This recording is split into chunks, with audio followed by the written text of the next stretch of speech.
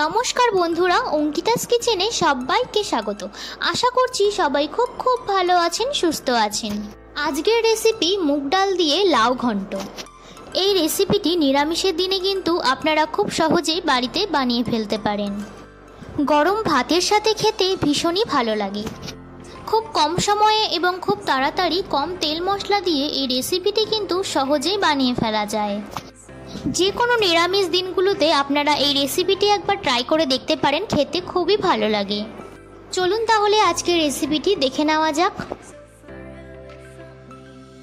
লাউ ঘন্ট বানানোর জন্য প্রথমে আমি লাউটাকে এইভাবে ঝুরি করে কেটে নিয়েছি, আর সঙ্গে নিয়েছি 4টে কাঁচা লঙ্কা।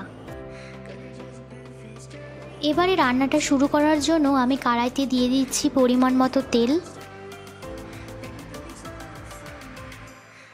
তেলটা গরম হয়ে আসলে ফোড়নের জন্য দিয়ে দেব কালো জিরে আর কাঁচা লঙ্কা।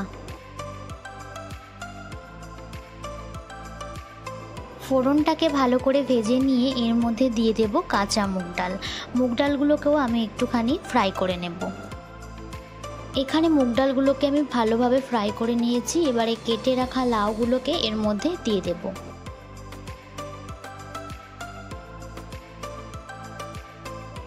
এবারে পরিমাণ মতো হলুদ ও লবণ দিয়ে ভালো করে মিক্সড করে নেব।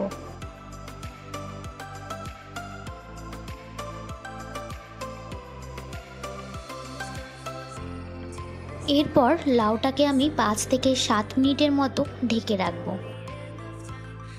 এবারে ঢাকনাটা খুলে দেব, আর দেখো লাউগুলো কিন্তু খুব সুন্দর সেদ্ধ হয়ে গেছে, আর আমাদের রান্নাও কিন্তু অলমোস্ট হয়ে এসেছে। লাস্টে অ্যাড করব হাফ টেবিল স্পুন চিনি।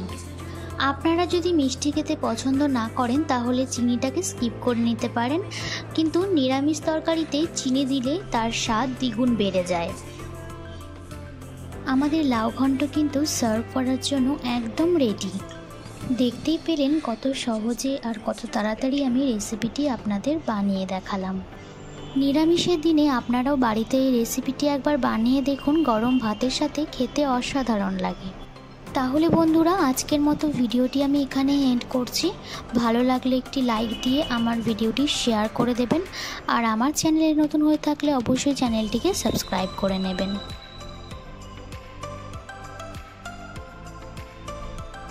আবার দেখা হবে পরবর্তী ভিডিওতে। ততক্ষণের জন্য বাই বাই।